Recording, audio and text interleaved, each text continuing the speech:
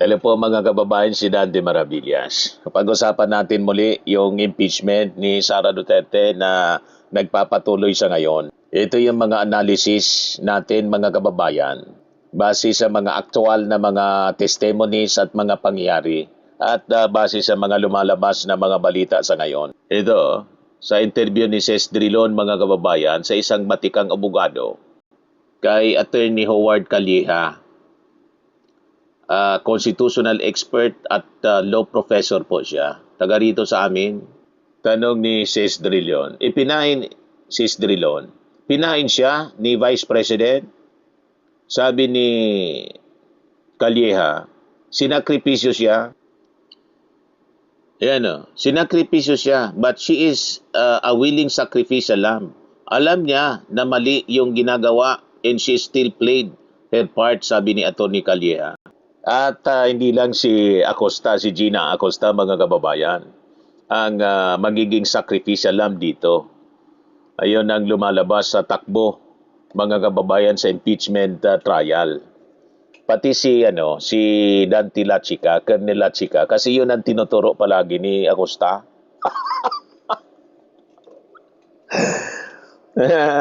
Para iligtas si Sara Duterte.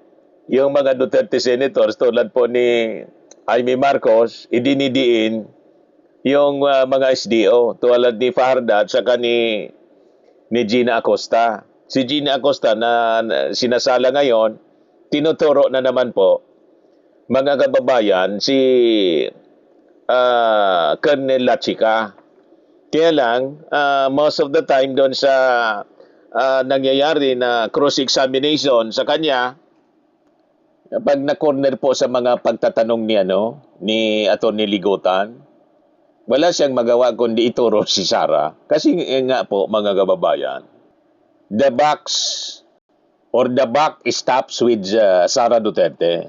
So hindi lang ito mga kababayan tungkol kay Gina Acosta. Hindi lang ito tungkol kay Colonel Dante Lachica na siyang tinuturo palagi ni Gina Acosta.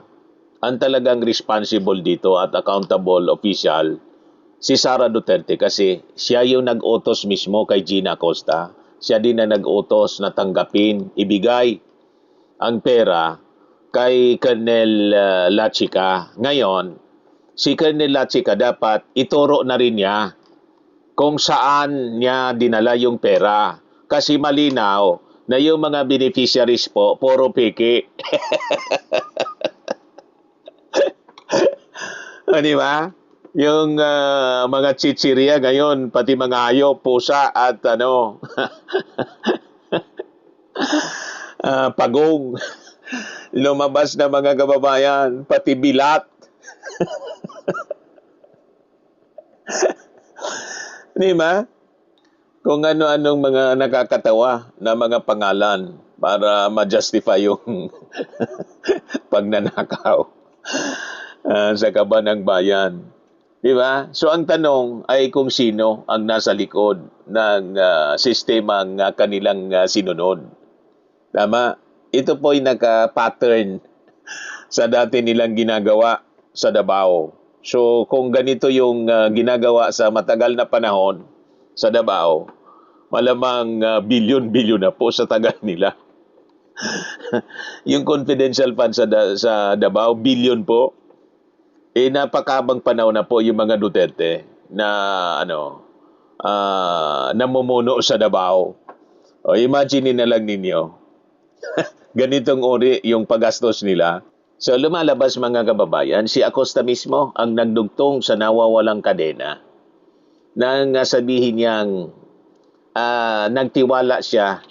Nagtiwala ako kay Colonel Lachica dahil nagtiwala si BP Sara sa kanya. O di ba malinaw?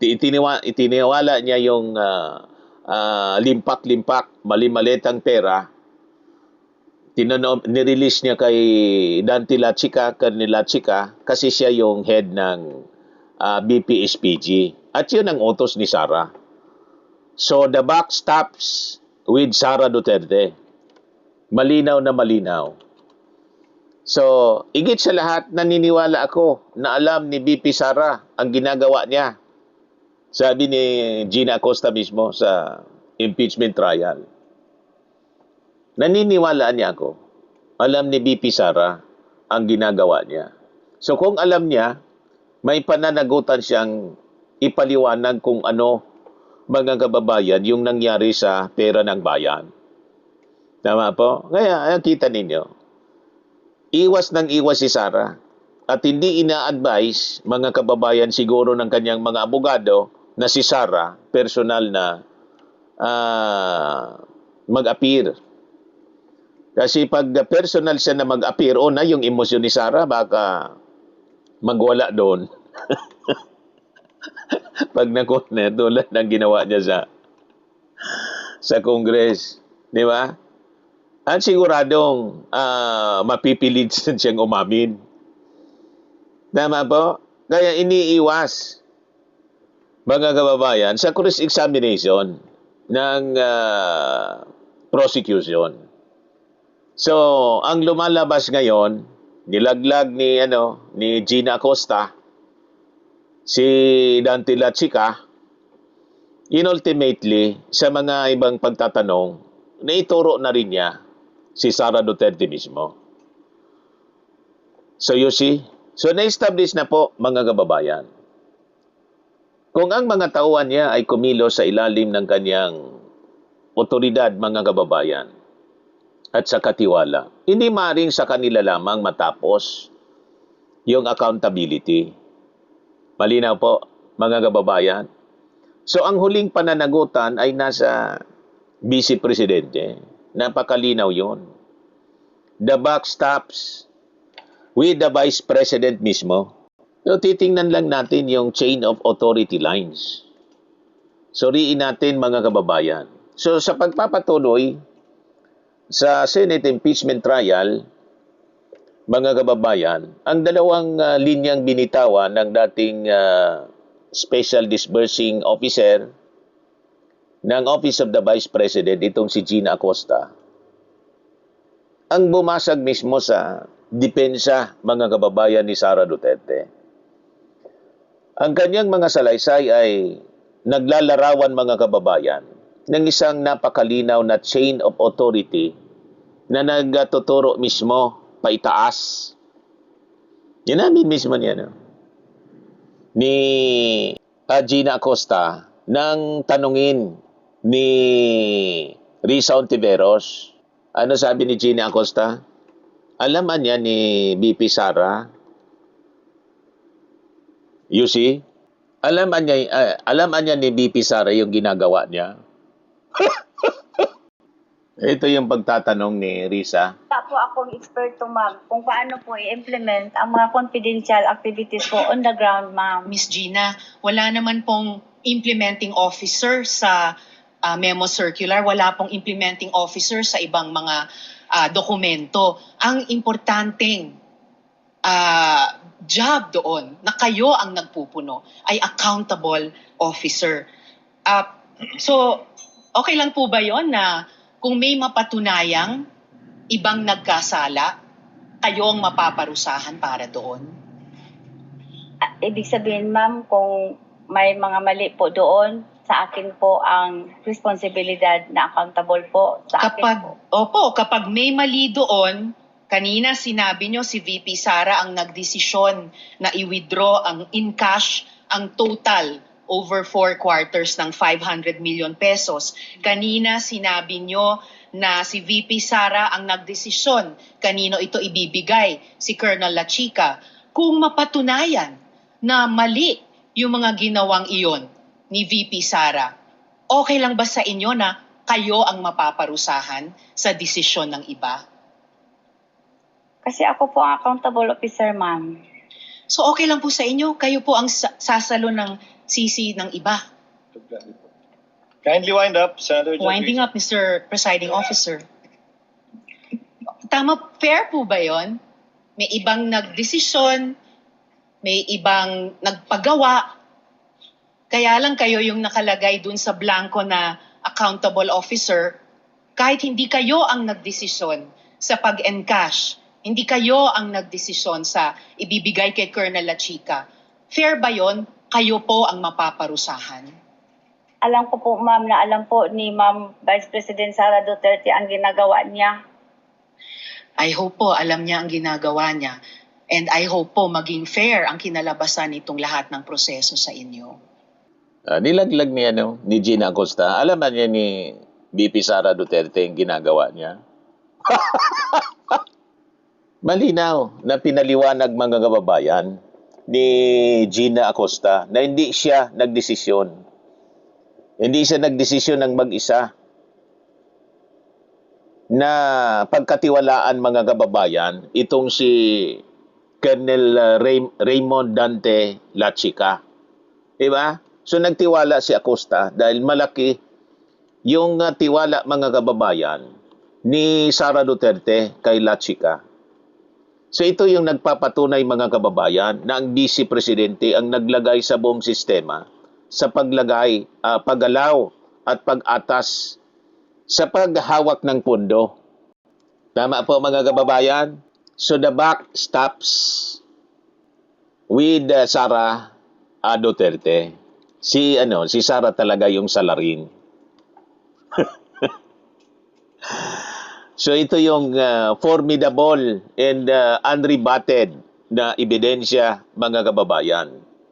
Ang mga ebidensyang nilatag ng prosecution, dambuhala po siya at talagang sadyang napakatibay po mga kababayan.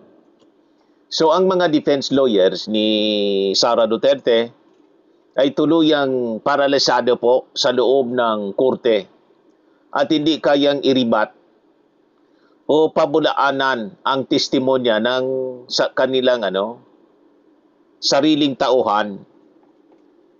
Di ba? Paano yun babalik na rin mga kababayan na si Gina Acosta ay isang hostile witness. Tao nila mismo ang nagsasabi. Tama po?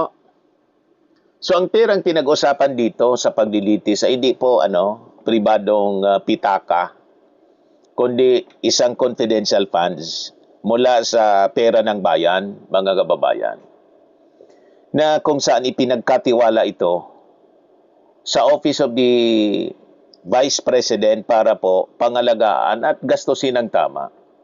Kaya ang sentral na tanong ng pananagutan ay hindi maaaring magtapos lamang po kina Gina Acosta at saka sa itinuturo naman po ni Gina Acosta na si La Chica, na parang ang lumalabas gagawing sakripisya lang po sila sa mga pagtatanong ni Defense Senator Amy Marcos. So ang tanong na madaling maunawaan mga kababayan dito, ito yung kasong ito ay bumabagsak sa isang simpleng tanong mga kababayan na kayang-kayang intindihin ng bawat ordinaryong Pilipino. Kung ang mga tauhan mo ay kumilos dahil sa tiwala mo at otoridad mo, at pera ng bayan ang pinag-usapan, maaari ka bang basta maghugas kamay kapag nagkaproblema na po ang pera? So yan ang simpleng tanong, mga kababayan. So ang sagot dito po, ang prinsipyo ng pananagutan na nasa puso ng kasong ito, hindi pwede sa tauhan ang sisi. Tama po? Kundi po doon sa pinuno mismo.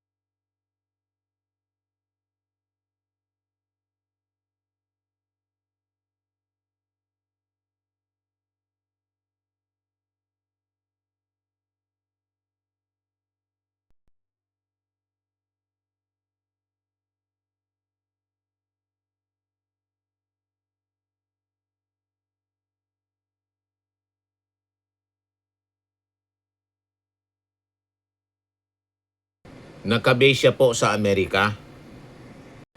Yan yung kanyang tawag dito, live selling po. Every Sunday, 7 o'clock in the evening, Philippine time. Pwede kayong mag-order sa kanya, direkta.